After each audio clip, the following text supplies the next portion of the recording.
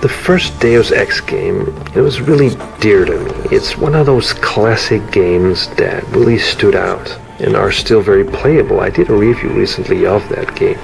Now we have Deus Ex Human Revolution, and I'm going to do a review. In Deus Ex Human Revolution, you play as Jensen, who is a cybernetic enhanced human working for Seraph Industries.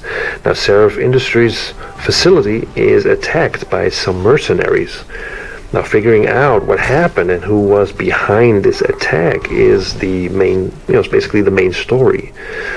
The game is really cinematic at times, and you'll be treated with some great-looking cutscenes. Don't want to know how I found it. Now you can dive straight into the main story or deviate from the path and do some missions for NPCs you will meet along the way.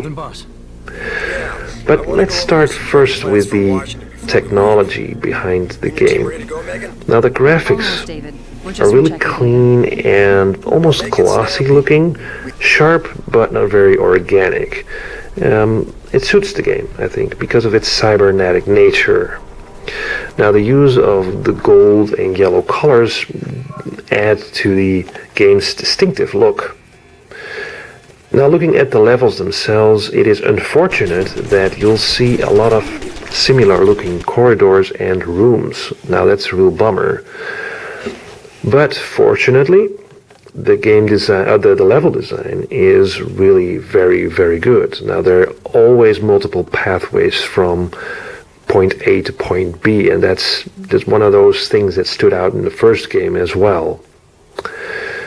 But a problem is, I think, that coming back to the NPCs, they look really basic, especially the facial animations. They're so bad, it seems like nitpicking, but, looking at Mass Effect 2 or the Uncharted games, they really set the standard on how you animate a human being and do these facial expressions and hair and all that. Now, let's move on to gameplay. I already said that the level design is very intelligent, and the gameplay really adds to that because it's very flexible. You'll be moving through the game's world and doing these missions really the way you want them. The way you want to do these missions. Now that means, do you want a non-lethal approach? Sure. Try talk your way into a building, or try sneaking inside, meaning staying undetected and bypassing patrolling guards by moving when they are not looking at you, or evading security cameras and all. But sometimes the game forces you to initiate a hacking minigame that is used over and over again, which is not very fun, and it becomes boring after a while. I think developers should really stop putting these minigames into their products, because I totally had it with them. I don't need them. They don't enhance the experience. Generally, coming back to the gameplay, the most rewarding way to play this game is the stealth approach, which is very much a game of patience as well as trial and error. You're definitely going to die, and you're definitely going to go through tense moments, but that's basically the payoff, I guess, of this sort of genre. So if this is your sort of thing, the tension, the stealth, then this is really the game for you.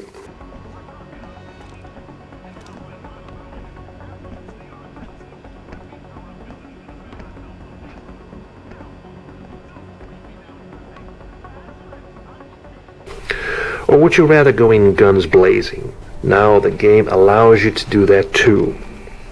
Choosing a more lethal approach turns the game into a cover-based shooter, which works kind of similar to Mass Effect 2, but it's nothing that you've seen before, or you haven't seen before. I think that treating the game as a straightforward shooter, it doesn't do it justice. You'd miss a lot of stuff that the developers put into it. The game actually rewards you with more experience points if you take advantage of the opportunities the levels allow, taking intelligent advantage of that, or in an intelligent way. Now, either way, lethal, non-lethal, to help you pull this off, Jensen can use different abilities, augmentations, cybernetic, upgradable body parts with different effects, like making him invisible or making him look through walls and all that. Now, you can allocate points that you get when you have enough experience, and you can get these abilities. Jensen also has a collection of adjustable firearms ranging from pistols, shotguns, sniper rifle, and so forth, and with different animation and ammunition types. The thing I would do in this game is try and resolve a certain situation in a certain way, and then I would reload the game and see if I could have done it differently. So experimentation is really rewarding and gives the game a high replay value. But doing that, you will also notice that the game has some serious loading times straight out of the box. And that kind of lowered my enthusiasm for this game. So hopefully this will be resolved in future patches. Now, as it stands, it's actually quite a good game. No doubt about it. But I don't think it's a brilliant game, like some of the websites claim. It can become tedious and repetitive for the player. But I do acknowledge that the developers basically took the idea of the original Deus Ex and brought it into the 21st century, making it better looking and making it more accessible and streamlined experience for a broader audience. So all in all, I give this game, because it's not perfect, a 7 out of 10.